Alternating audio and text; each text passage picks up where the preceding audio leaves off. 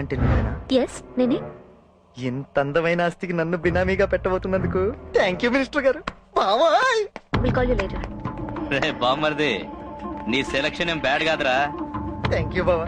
అసలు ఎవరు మీరు? ఈ కాబోయే ఎమ్మెల్యే బామ్మర్దిని పెళ్లి చేసుకోవడానికి సిద్ధంగా ఉండు. What nonsense are you talking? మనసు పడ్డదాన్ని ఆక్రమించుకోవడం తప్ప. చట్టబద్ధంగా ఆస్తిని సొంతం చేసుకోవడానికి వారసురాలైన అర్చనకి అజయ్ తో బలవంతంగా పెళ్లి చేయడానికి ప్రయత్నించారు. అది వీలు కాకపోవడంతో దొంగ డాక్యుమెంట్లు సృష్టించి బంగారయ్య ట్రస్ట్ తమదేనని కోర్టులో కేసు వేశారు. 60 రోజుల్లో ఎవరి అభ్యంతరమూ రాకపోతే ఈ ప్రాపర్టీ అజయ్ కి చెందుతుందని కోర్టు వారు నోటీస్ జారీ చేశారు.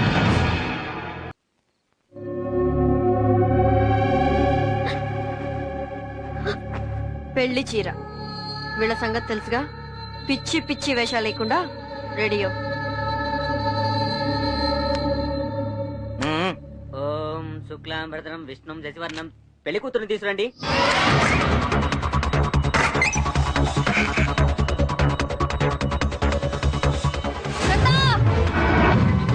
చూడండి, అర్చన ఆ అమ్మాయి తప్పించుకోవడానికి వీలేదు. మన వాళ్ళని పెట్టరు ఇక్కడ చెప్పని మీద సిటీలో అన్ని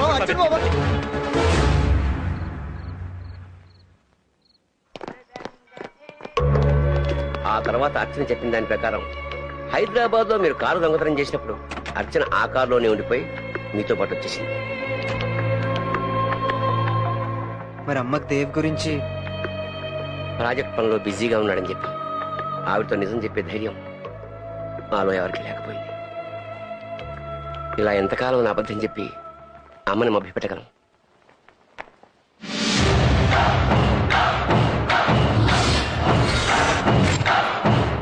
నువ్వు వెళ్లేది ఆ ప్రతాపం చంపడానికి అయితే ఆ ప్రయత్నం మానుకో.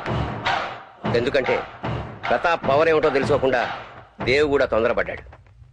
ప్రతాప్ వాడి మనుషులు, వాళ్ళని చూసి అందరూ భయపడాలనుకుంటారు. కానీ నిన్ను చూసి వాళ్ళు భయపడేలా చెయ్యి. ఆ భయమే వాళ్ళని సర్వనాశనం చేస్తుంది. నీకున్న ధైర్యానికి తెలివితేటలకి నీ ముందున్నది పెద్ద సమస్య కాదు.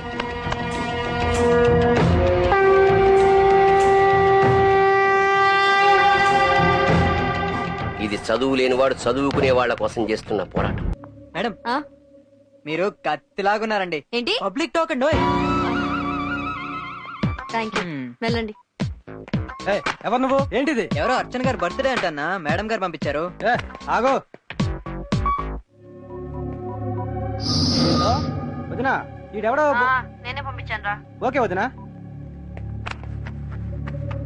ఇచ్చేస్తుందరా. వచ్చేస్తానండి. అర్చన గారు. సార్ ఏంటి ఇక్కడ ఎవరు లేరు కదండి? లేదా?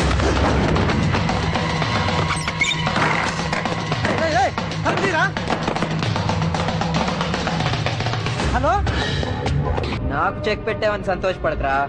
24 గంటల్లో నేను ఇదే పోలీస్ స్టేషన్ ముద్దాయిగా రప్పిస్తా. All the best. అవును, అసలు ప్రతాప్ వస్తాడంటావా? మేము నిర్వహించిన రెక్కీ మెసేజ్ ప్రకారం ప్రతాప్ ఆ ఆవిడ పాస్పోర్ట్ మీద సెకండ్ సెటప్ ని ఫారెన్ తీసుకెళ్తాడని తెలిసింది. ఆవిడకి పాస్పోర్ట్ లేదా? ఉంది. ఆవిడ మొదటి భర్తను మొదటి రాత్రే చంపేసింది. ఆ కేసు ఇప్పుడు ఇంకా కోర్టులో ఉంది. అందుకని వీసా రాదు. అదిగో ప్రతాప్ మనుషులు వచ్చేస్తున్నారు. అదిగో ఆ బండి దిగెళ్తుందే, ఆవిడే ప్రతాప్ భార్య. వెళ్ళొస్తా. జాగ్రత్త అండి.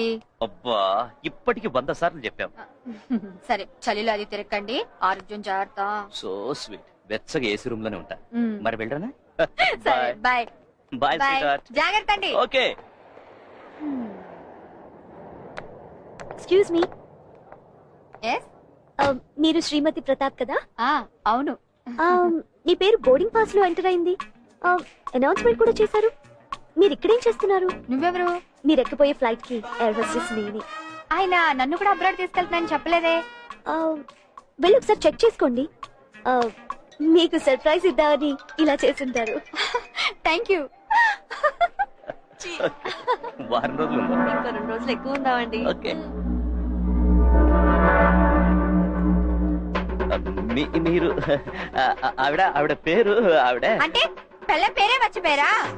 ఓహో, అక్కడ ఏసీ రూమ్ లో కూడా వెచ్చగా ఉంటా అన్నారు. దీంతోనేనా? ఏమే, నీకు నా మొగుడే కాల్సి వచ్చాడా? నీకే కదే, నాకు మొగుడే. కోసి కారం పెట్టేస్తాను. కారం పెట్టి కోసేస్తాను. ఏంటి నాకేదో సమయం?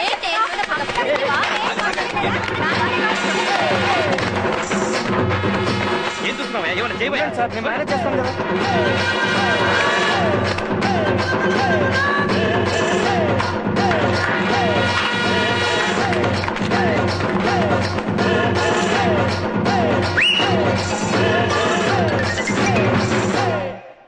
అయినా వదిన ఇంత లోకల్ గా బిహేవ్ చేస్తా అనుకోలేదన్నా.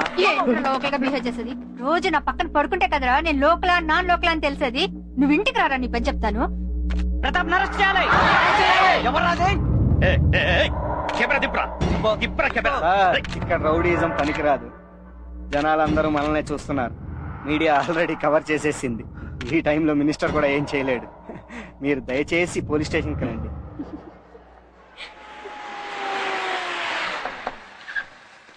నమస్తే అన్నా.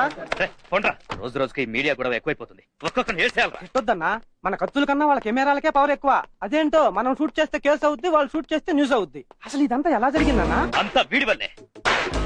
రా అన్నారా, చెప్పానుగా ఎదవనని. ఎలా రప్పించానో చూసావా? నీకేం బ్యాక్గ్రౌండ్ ఉందనరా? ఏం చూసుకుంటా ఇంత రెచ్చిపోతున్నావు? బ్యాక్గ్రౌండ్ కాదన్నా, బ్యాక్ బోన్ నమ్ముకుని వచ్చినోడిని. నిన్ను వదలనరా. నాది సేమ్ డైలాగ్ అన్నా. Excuse me. ఎస్ లాయర్ గారు, ఇతని పేరు Dev alias Jayadev, Recharla Bangaraiah college student. ఇవిగోండి పేరు పేపర్. ఏయ్, ఇతను దేవ్ కాదు. నిరూపించగలరా? గాలిగడు మళ్ళీ ఏదో ఆట మొదలెట్టాడు. అసలు నువ్వు స్టూడెంట్ లో ఉన్నావురా? ఏ నీ చేతుల్లో అన్యాయంగా దెబ్బలు తింటున్నప్పుడు నువ్వు పోలీసువా కావా అని అతను ఏమైనా అడిగాడా? రా బాబు.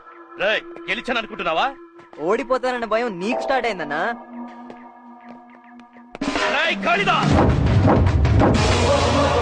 Dev, Jayadev the student.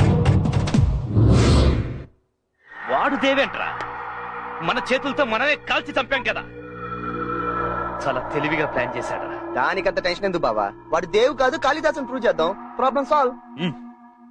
మరి దేవేమయ్యాడంటే ఏం చెప్తాడు?